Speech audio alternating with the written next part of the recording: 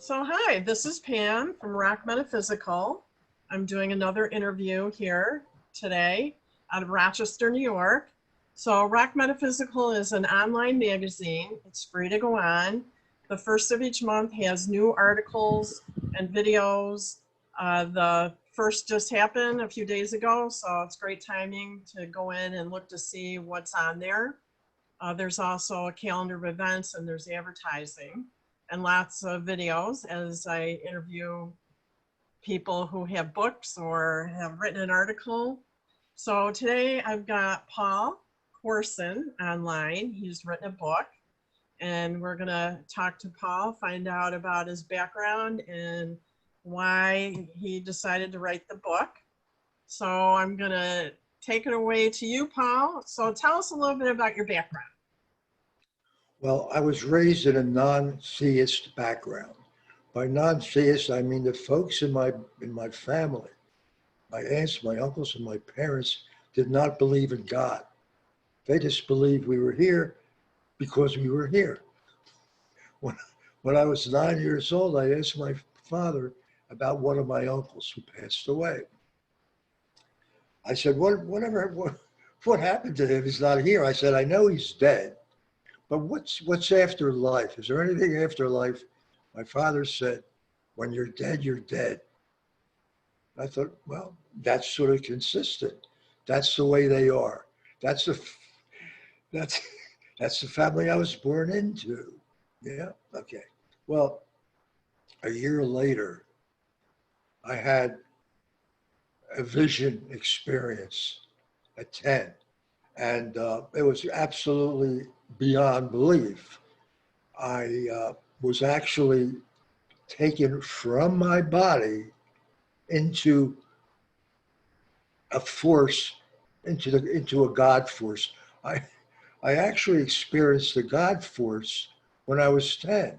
And then I went back into my body. A few other things happened to me after that. And that was the end of it when I was 10. Now, I didn't tell anybody about it. I didn't tell anyone about it until I started writing about it, like probably 55 years later, really. And when I was 50, which was 40 years after I was 10, I had a series of 2 vision experiences. And what happened with them was, again, I had some messages in my mind to do certain things before I was going to bed. And I figured, what does it mean? What kind of messages are they talking about?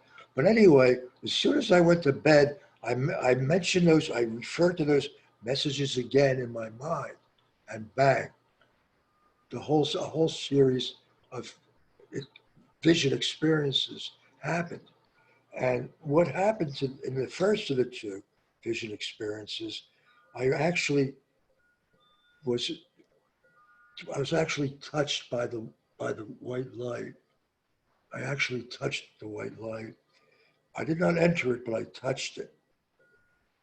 And it was the most incredible thing in my entire life.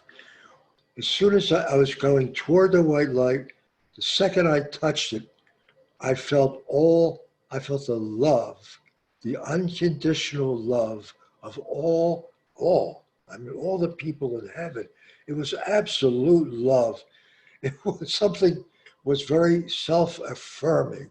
It's probably the best way that I can describe the feeling. It was overwhelmingly self-affirming. This thing loved me, not with any conditions. It was unconditional. And it was so shocking that I awoke from that dream, from that vision. And then I recorded in my mind what happened. And I said, well, I want to see what happens in the white light. And then every night after that, I was praying to go to the white light. But I realized after a while that praying was not going to get me into the white light. I had to let it take its natural course. So what I did was just relax and say, God, the infinite spirit, the infinite creator, whatever name you want to be called by, please help me. I don't expect to have it happen, but if it does happen, I would be very grateful and subservient to you. And about a few days later, it did happen. I went into the white light.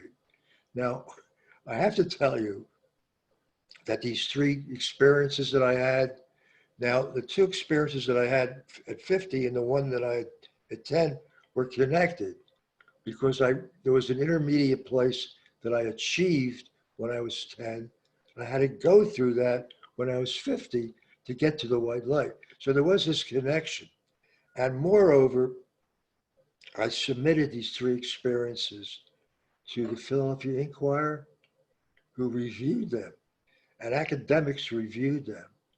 And they said they were valid. And I was featured on the front page of the religious department of the Philadelphia Inquirer. So they've been vetted and they were found reasonable. And if I can continue in terms of, oh, okay. So why did I write the book? Trust me, after all these experiences, I didn't tell anybody about it. Nobody heard a peep about it from my parents, no friends, nobody heard about it. Well, can I interject for just a second? Pardon me, ma'am? Can I just interject for a second? Absolutely. So kind of to step back, when you saw the white light, would you call it maybe astral travel? Where you leave your spiritual essence or your energy leaves the body and Oh yeah, absolutely. goes out, you know. Oh yeah, oh yeah. It was me, myself, in a greatly expanded form. Mm-hmm. Now the interesting thing about that form that I had was I was getting a message as I was traveling in this gray place approaching the white light. The message was this: Paul. Well, they didn't say Paul, but they were talking, it was talking to me, so I knew that it was me they were talking to. It was very personal. It says, give up, and this is important, give up any physical sense that you have of yourself. You are not a physical essence. Remember that. You're a spiritual essence. You're an energy. The more you realize and recognize this, the greater will be the magnificence you will experience when this material charade, if you don't mind me saying, is over. So it was like I got rid of my ego. I was without an ego, without a body. I was a spiritual essence going to a place toward a white light, which it literally was, because there, in my first experience, I felt all the folks in heaven. I felt their love. And again, I mean, it was absolutely, oh my Lord. Oh, anyway. So you're right about the spiritual essence. That's absolutely true. Right. I have read a lot about that. So, well, I want to make a comment. I mean, if that happened to me, and then it's so wonderful that it happened to you, that you got a message telling you this is okay. Yeah. And that, Oh, yeah. you know, this is how it'll work. And I mean, to have that reassurance to know that, you know, somebody or, you know, a higher power is watching over you while this is occurring. Oh, yes. That's nice to feel that reassurance, Oh, especially yes. when you're experiencing something so unusual Yes, ma'am. and unique. Yeah. Can I add one thing, please? Sure. The spirit, it's infinite, right? It's infinite, Right. which means it's everywhere.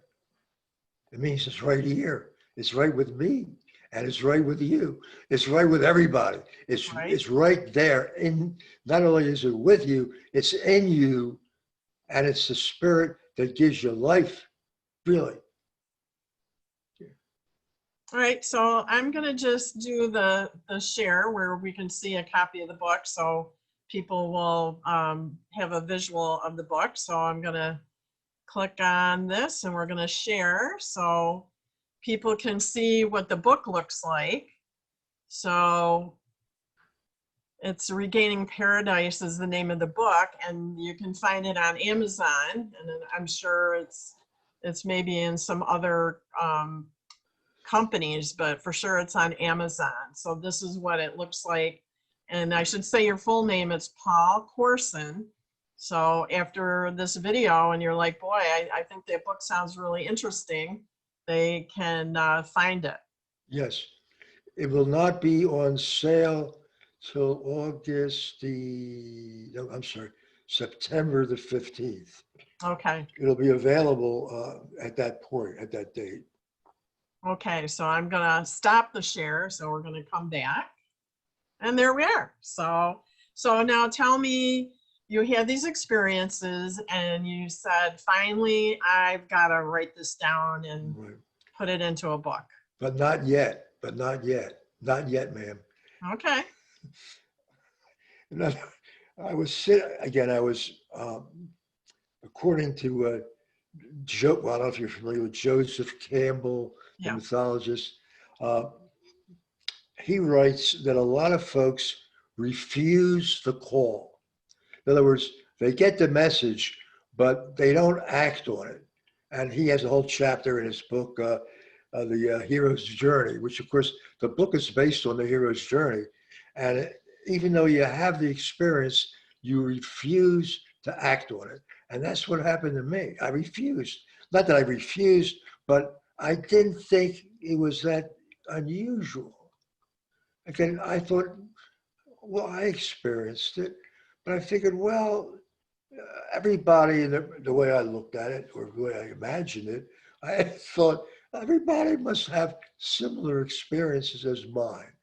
But something happened about 5 years later that showed that I was wrong, that other folks do not have those experiences.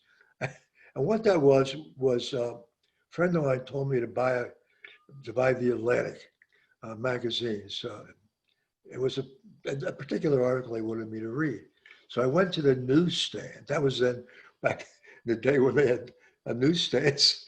And I got the current article. But when I took it home, I realized the article that this friend of mine told me to look at was not there. I realized I got the one in the edition following. So I could not read the article that I was suggested to read. So I read something else that was kind of interesting to me. And that was an article written by Greg Easterbrook. And he wrote an article about CETO, the search for extraterrestrial objects. And the thing that really caught my eye and attention was he said, wouldn't it be great? He said, civilization would be shook to its foundation. That's what he said. If we made contact with a space traveler and they could tell us about God, and that shook me. That got me out of my malaise, out of my stupor, out of my hibernation. And I thought to myself, well, wait a minute. Now, I certainly did not meet God. I mean, I kind of sort of was maybe on the fringes of God, but apparently it was clear other folks do not know about it, as I had thought they do know.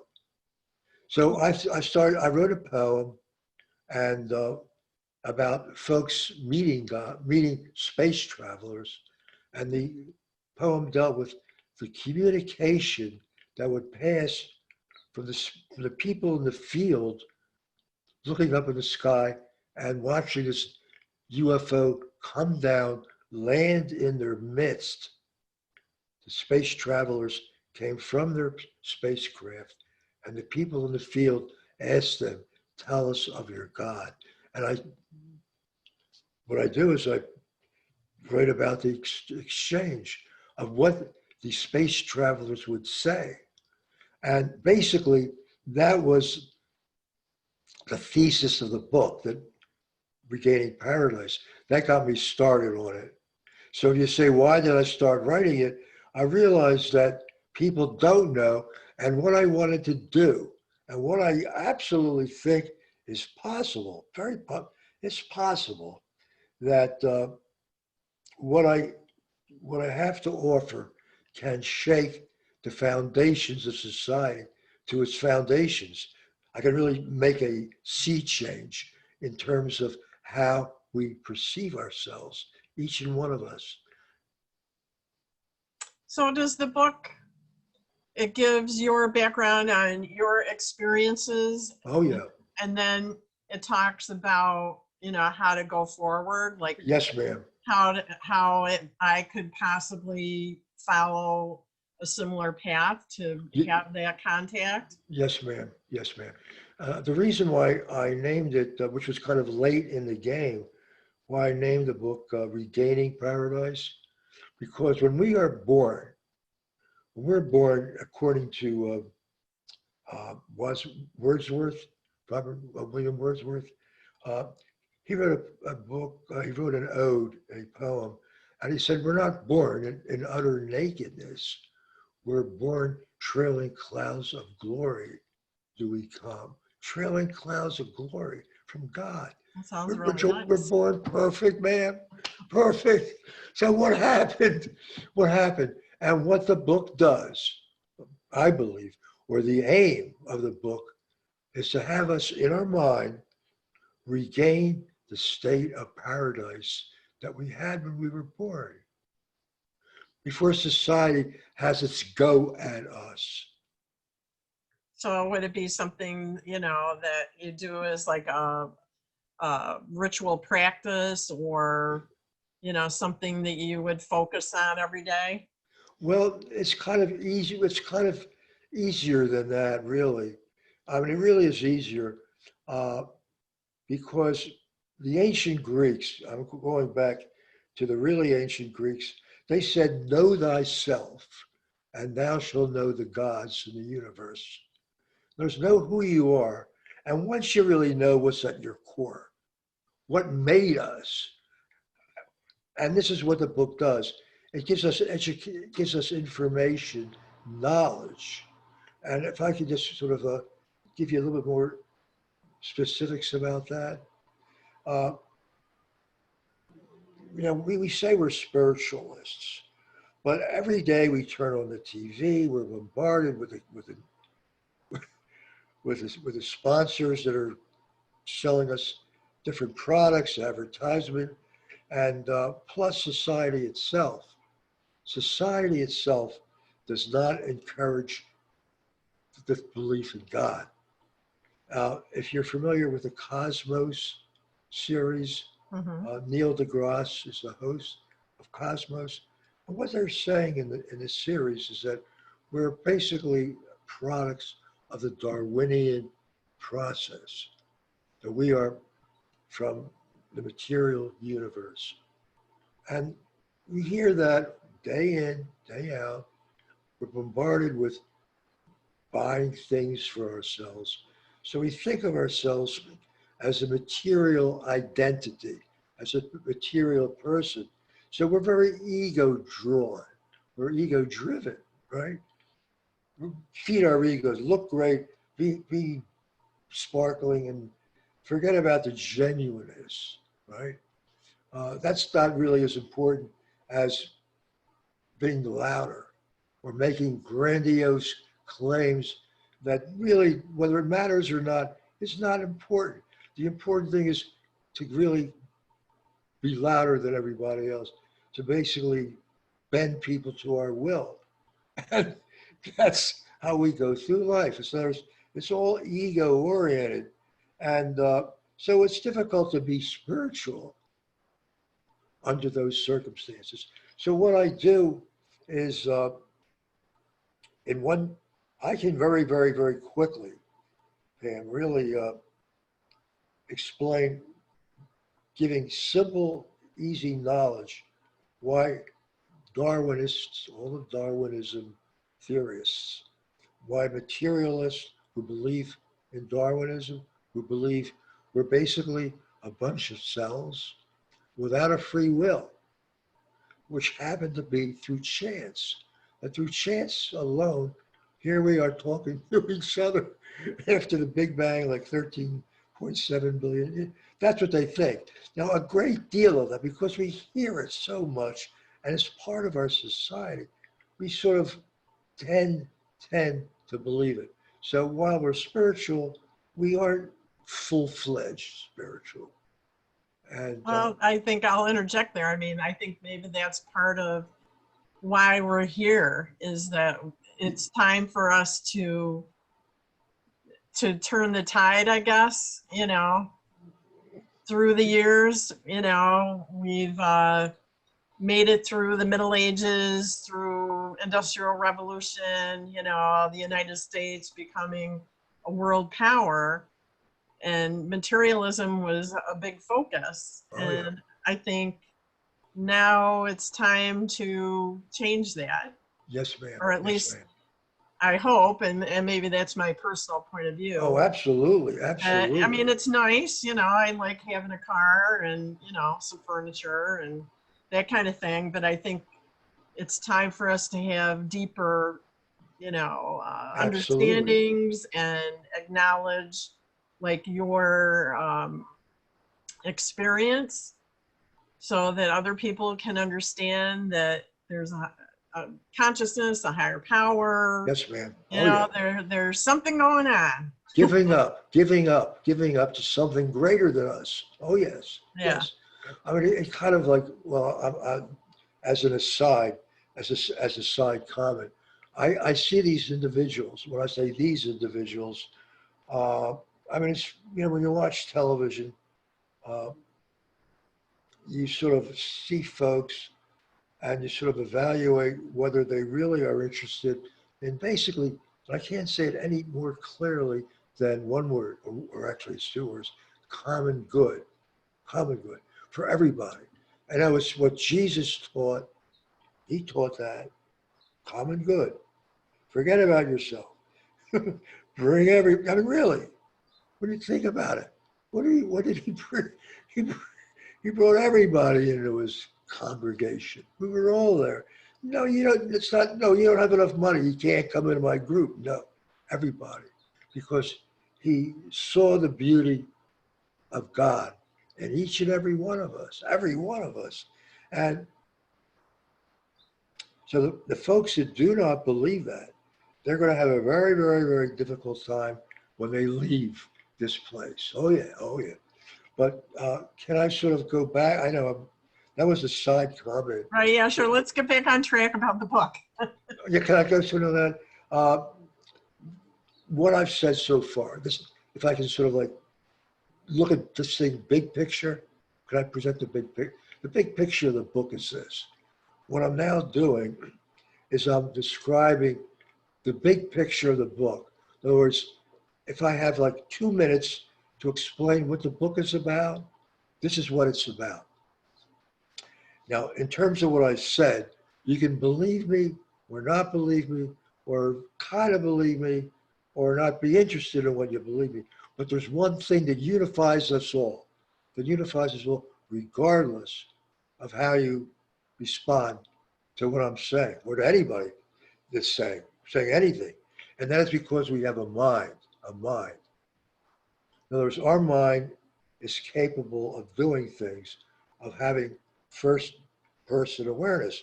We're aware of ourselves, that we know that we're somebody unlike anybody else that ever lived. We're here, I'm Paul, you're Pam, whoever we are, that's who we are. First person awareness, and that goes into consciousness, deals with consciousness. Now, this is the really like the hammer on the nail. Our physical universe, when you look outside, it's the same way as it was the day before. When you look around the room, everything's basically where it is. And the reason for that is because of four laws. You have the four universal laws, and you also have a law called the law of, oh boy, can't think. My mind is so buzzed over.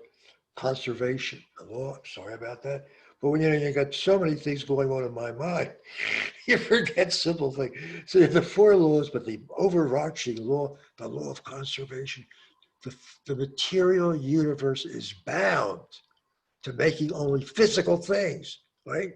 Yet your sense of consciousness, where did that come from? Now, materialists, Darwinists, using them interchangeably, they don't know. They don't know. They won't say God because that way they'll get thrown out of the fraternity. They'll get literally booted out. All their government grants will be gone because their government grants are dependent upon them not telling folks the truth, which is materialism is not a viable theory. It's not a viable theory in that it does well explaining how physical things happen, but your consciousness, it's weightless, doesn't weigh anything. It can leave your body. It doesn't take up any space.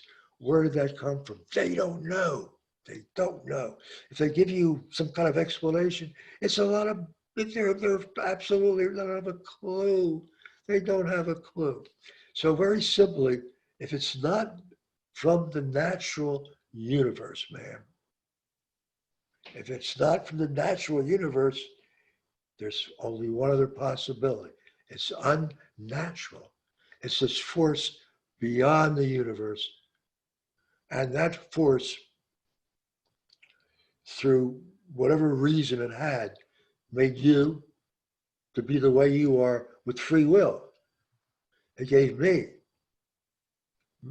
constructed my life with all this crazy twists and turns, the way it is for me to make the choices that I made and be judged by my choices, and made each and every one of you to be who you are. And there ain't nobody else like you.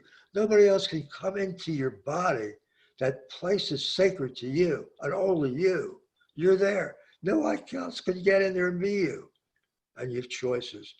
And that's really the basis of the book, is that because we came from an unnatural force, by definition, we, each of us, you, me, every one of us is a miracle, a stone-faced miracle.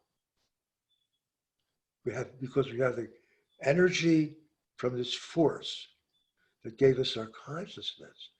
And a lot of, interestingly,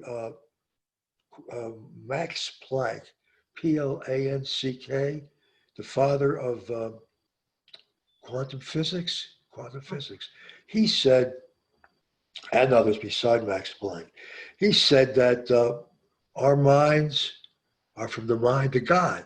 He said that.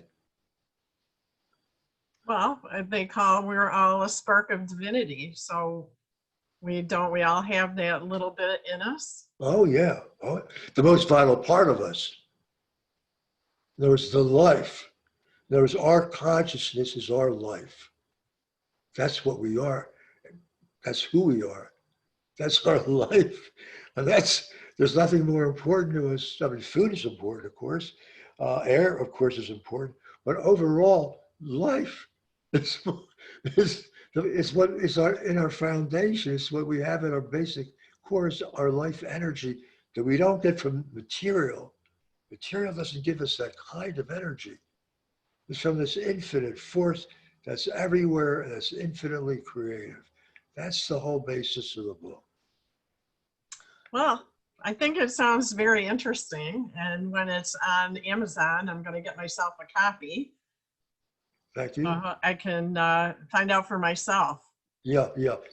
I want to thank you very, very much, because you are a lovely, lovely, lovely, lovely lady, a lovely host. And I mean, I just can't go into superlatives for the kind of soul that you are. Beautiful soul. Oh, Yes, gee, ma'am. thank you. Yes, ma'am. And I do thank you for having me on. Well, yeah, I know. I'm glad we finally got to connect. And you'll see this video in the September edition of my magazine. But I'll share a copy with you so you can use it however you'd like. Great. And do you have a website that? Yes, ma'am. www.regainingparadise.com. That'll take you right to the site.